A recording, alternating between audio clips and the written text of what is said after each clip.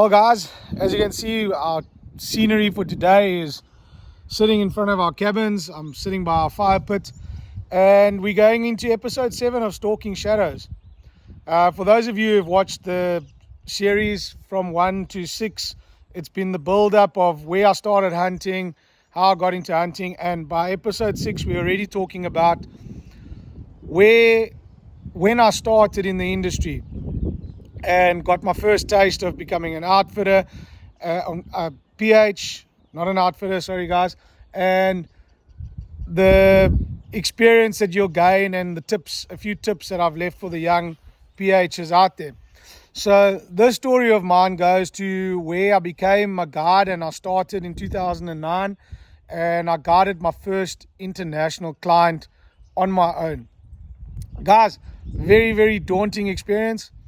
For a lot of the young guys out there, things have changed a lot since, I started as a guide. So what would happen was you'd get in with a company. The company that I got in with would give you the details of your client. They'd give you a telephone number, and you would have to phone your client and make sure you make contact with him so he knows who you are, introduce yourself, and he knows that you will be picking him up from the airport. A lot of companies don't do that anymore. And I hunted for a number of companies other than that one which didn't do it. They would just tell you, be at the airport at this time and that. And I thought that was a great tip, or a great thing that company did, was getting their PH to contact their client and making sure that the guy is, has a bit of, knows the guy over the telephone. So it's not a complete stranger. You've had a conversation. And I thought that was quite cool. So I picked up my first client from the airport, and so be it, some bad luck. The client arrived and his bags didn't arrive from Joburg. Being a young PH, not too sure how to handle these things, I phoned the lodge, and the lodge said, no, just sit around there, because obviously the airport's going to try and get the bag on the next flight. So we didn't rush off, had a cup of coffee, got to know my client, really chatted, and then his bags, luckily enough, arrived on the second flight. We grabbed his bags and off we went to the lodge. And that is quite a thing to experience, because you kind of get a bit panicked. You don't want to disappoint, and cool heads prevail, guys. So just always stay calm. The client's in a foreign country. Use only lifeline that's there. Go and find out from all the desks at the airport, get the advice, and things will work out. So we started off, we got back to the lodge a little bit late, took the guy. He was a really cool guy. He was actually a Black Hawks chopper pilot, a retired guy. So he had some really interesting stories about flying helicopters. And we started the hunt, went to the shooting range, got him all set up, which was really nice. Guys, always take your client, get them to check their weapons that come when they fly, especially with their own weapons, flying from overseas. Yes, we do hire weapons, and clients can use your weapon, and that your rifle's shooting well. So always make sure that when they arrive with their own, take them to the shooting range. The handlers do not give a damn about that rifle.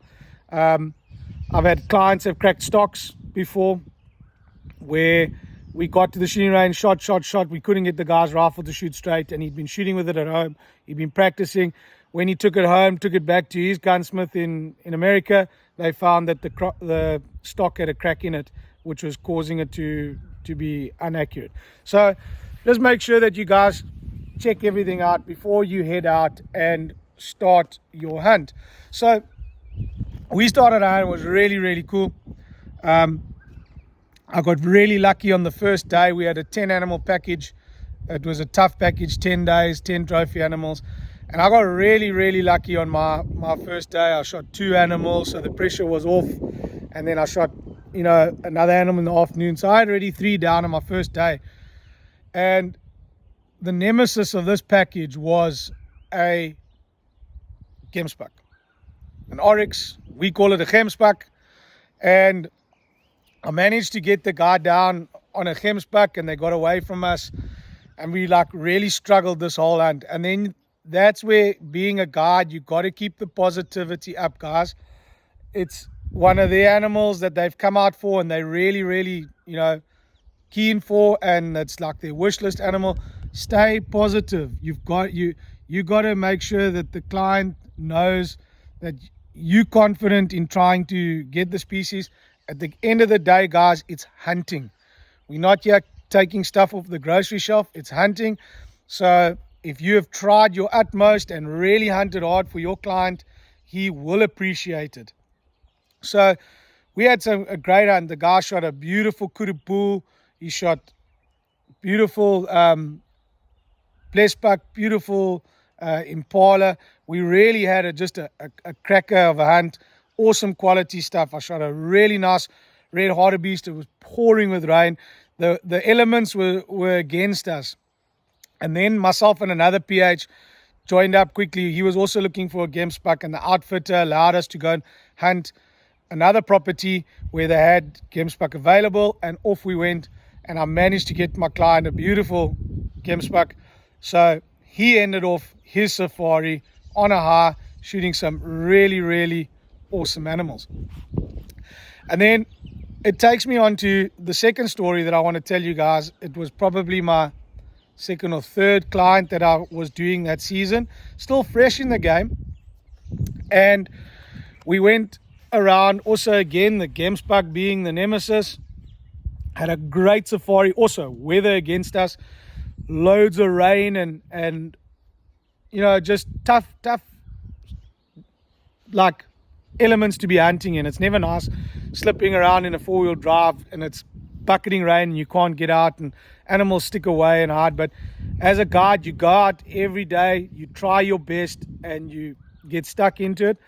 And I'll never forget, this guy was a taxidermist from Montana, and old Kent, I still stay in contact with him. He's a really good guy. Him and his wife came out, and it was my first husband and wife having an observer, and just taking the wife with on your stalks is really, really good. Yes, guys, it is difficult to hunt when you've got a number of people and stuff like that, but you must remember never to forget the partners that come with. You can't always leave them in the truck and you go hunt and stalk off with the husband and stuff. Include them, involve them in the hunt, because they'll really appreciate them. And because, guys, it's a new experience for them when they come out to South Africa. They're learning every corner, every new species. You're teaching them as you are the teacher of SA, and you're promoting our country. So make sure that you include the husbands, the wives. If they want to go with, make sure they go with. If they want to stay at the lodge and enjoy themselves and read a book, that's also fine too. But when they're with you in the truck and you're out hunting, explain things that you see, explain how the animals react, and include them in the safari. Guarantee you guys, they will be super appreciative of this. So we got stuck into it, and we really did well, and we shot some good animals and shot a really nice kudu on the first day. In the pouring rain, all of a sudden the clouds opened up and we had this 30-minute window of sunlight, and my tracker who had eagle eyes, managed to spot a kudu bull standing underneath the trees. We got all set up, and Kent made a beautiful shot on this kudu bull. Awesome. First day, kudu bull out the way. Man, confidence is high. And then this gemsbuck nemesis that gave us the run around. Man, we hunted hard. We hunted the top of the mountains. We hunted the deep valleys. We eventually got a shot on a gemsbuck, and unfortunately Kent missed it. And we just kept hunting, and it boiled down to like our second last day of the safari. Also a 10-day package, 10 animals, hunting hard, early in the morning, late in the evening. Really, really getting out there in the bush and doing what we enjoy, getting out there into nature. And on the specific property that we hunted on, there was a group of gemsbuck that we always used to call the hospital group. And the hospital group were these gemsbuck that had all these goofy, funny horns. There were about 8 of them in the group. And there was a bull with these horns that looked like Harley Davidson, the horns hooked down. There was a cow with a horn growing skew. But in this group, there was a beautiful big cow with straight up horns. And I managed to find this group on our second last day. And we put in a beautiful stalk and we got into it. The weather's also crashing. It's starting to rain. And I got set up behind the tree and we just had to wait them out. And while I was standing there, Kent saw the bull. He had broken off on each end, but he had these funny horns that curled down like a motorbike. And I always said he was the Harley Davidson of the group. And the bull came out and we were waiting for the cow. She was coming behind, big cow. And Kent, being a taxidermist and interested in unique animals, he asked me, could he shoot the bull? And I stood there and I was like, you really want to shoot that? He says, no, he wants to shoot the bull. I said, well, you're more than welcome to. It's your trophy. And I was a little bit taken aback because I'm trying to find perfection. So as a young guy, everything's going to be perfect. And this perfectly straight Gemsbuck cow is going to come wandering at the back. And he said, no, I wanted the bull. So we got all set up and he made the perfect shot and he shot that Gemsbuck bull. He was super impressed with that bull and he wanted that bull. We'd hunted hard. He'd missed another one. And when he saw that bull, he had his heart set on shooting that funny bull with the skew horns. And that's also another tip too, guys. Listen to your clients. It's their experience. It's their hunt. You are there to guide them as a professional and show them what quality is. Set a standard for yourself and make sure that you hunt the quality animals with them.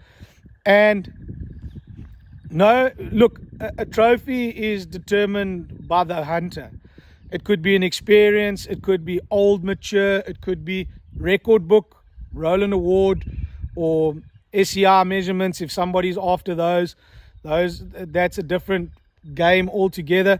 But in his eyes, as the taxidermist and his South African hunt, that Gemsbuck was his ultimate trophy. And he was super happy with that. I'll never forget getting back to the lodge and we got the Gemsbuck by the skinning shed and the outfitter comes along and he goes, you really shot that with the client? I said, he wanted to shoot it. It was his trophy. And his words were to me, and you must always remember, he says, as long as the client's happy and it's quality, age, it was a big old bull, he'd broken off tips, he was by no means a record book Gemsbuck in any means, but he was an old, mature Gemsbuck bull. And you must remember, clients, you got to look after them, keep them happy, stay honest. Be honest with them when you're hunting an animal in the bush. Make sure that they know the difference between mature and immature. You are the guide, you are the professional hunter. So those are some great tips for up-and-coming PHs out there. Set a quality, set a standard, and live by it, and teach your guests that are with you when they're on safari. They will really, really appreciate it. So guys, until later, cheers.